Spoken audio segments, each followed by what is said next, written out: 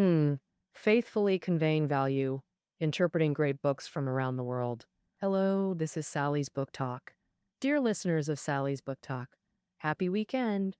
Welcome back to today's editor's recommendation. So, as the year end approaches, many of our friends are working overtime to push for performance targets. Very tired. As working professionals, we often find ourselves in such a state every day, working 12 to 14 hours, high intensity work drains a lot of our energy. Finally, off work, leaving the office, but phones, emails, WeChat, Bing Talk keep popping up every minute, constantly occupying our minds. So even though we're home and off work, there's still a pile of things waiting for us. So sometimes even spending time with family can become a burden. Every day is busy, always racing against time, overwhelmed with countless tasks, sleep deprived, and no time for exercise. So we often sigh, saying, "There's not enough time. Where has the time gone?" But the question is, have you ever thought, if we really had more time, would we use it well? Let's recall this scenario. On WeChat Moments, we often see some really good articles, and then, we save them. And then after that, there's no after that. What's the problem? It's that even if you have time now, most of us probably won't open those articles you actually saved to read. Either we scroll through our phones, checking out celebrity gossip and hot topics, or we scroll through TikTok or WeChat Moments for over an hour.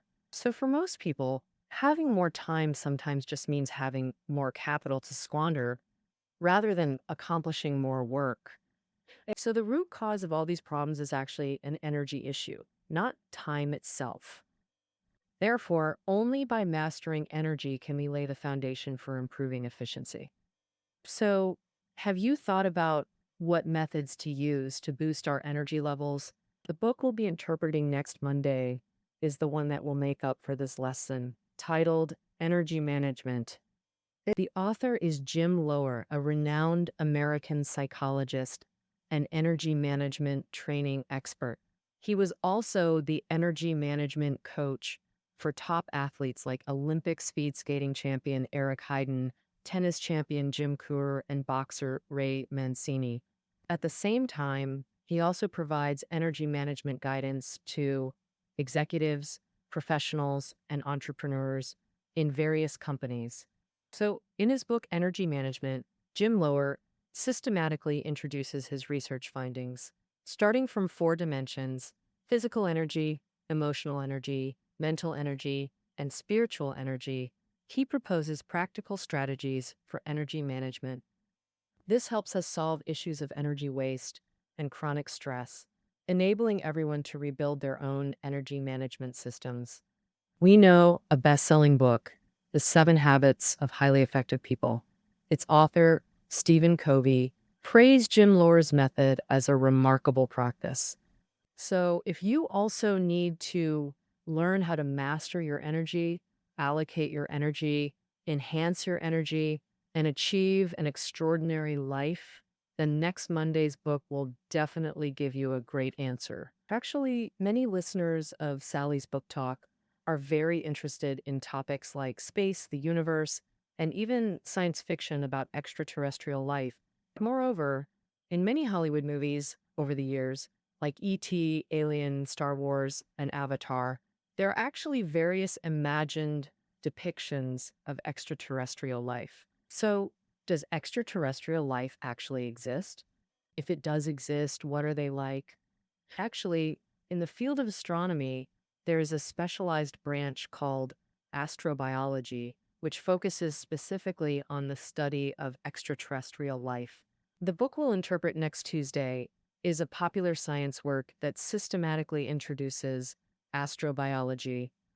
Its title is The Journey to Explore Extraterrestrial Life.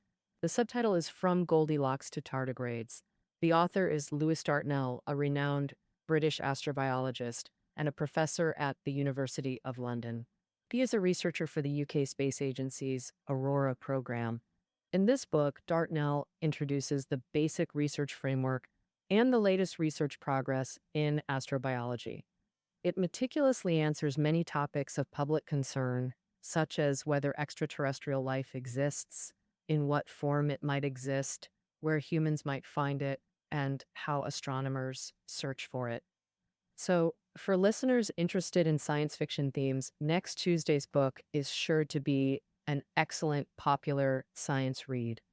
Next Wednesday, we'll interpret a biography for everyone.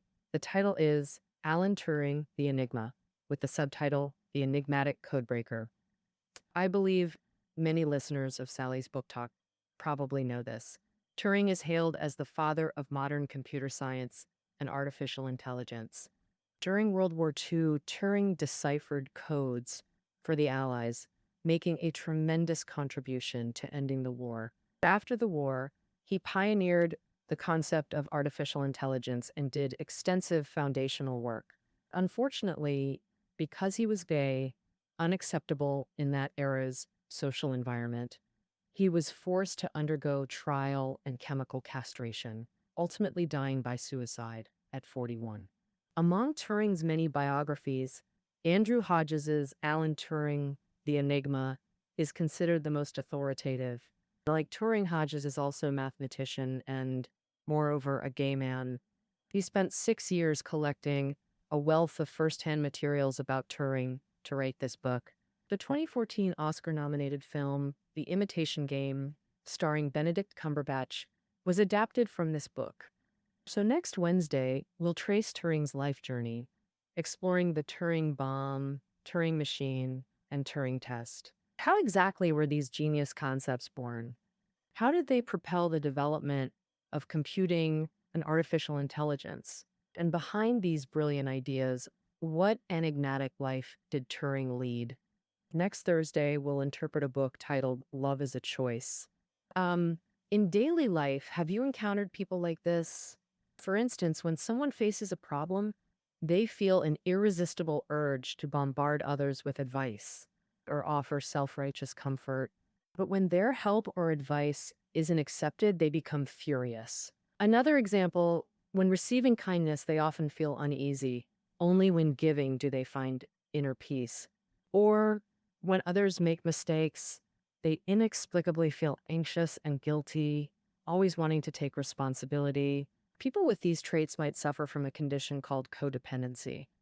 Well, all three authors are psychology PhDs and experts in codependency and related psychological disorders.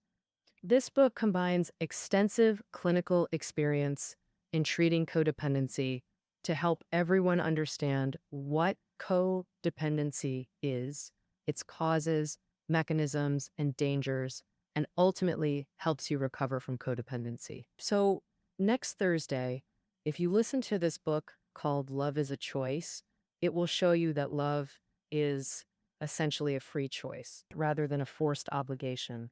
This Friday, we'll interpret a book titled Accompanying Your Child Through 6 Years of Elementary School. For many Chinese parents, they'd rather endure more hardship themselves to ensure their children are well educated, making their lives worthwhile. During the 6 years of elementary school, children need to develop good study habits, find scientific learning methods, and cultivate a sound personality. Therefore, many parents believe that these 6 years are actually the most critical in a child's life. The author of this book, Accompanying Your Child Through 6 Years of Elementary School, is Liu Chunlian, a senior family education instructor.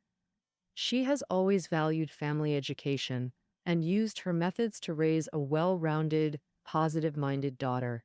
In 2011, her daughter took the college entrance exam and received admission offers from both the University of Hong Kong and Peking University. During this, I believe many parents would be envious and hope their own children can be equally outstanding. So, how did Lu Chunlian educate her child? Throughout the 6 years of elementary school, what should parents do? This Friday, we'll interpret these questions one by one for everyone. Next Saturday, we'll introduce a book that many Sally's Book Talk listeners probably know. It's a very famous, popular science book on legal thinking called The case of the Speluncean explorers. This extraordinary case has this background. 5 cave explorers were trapped in a cave, running out of water and food. With no other choice to survive, they decided to draw lots to eat one person so that one could be rescued to save the other 4. One of them, named Wetmore, was the one who proposed this plan. However, before drawing lots, he changed his mind and wanted to withdraw his proposal. But the other 4 disagreed, saying the decision must still be made. As it turned out, Wetmore, the very person who proposed the plan, was chosen.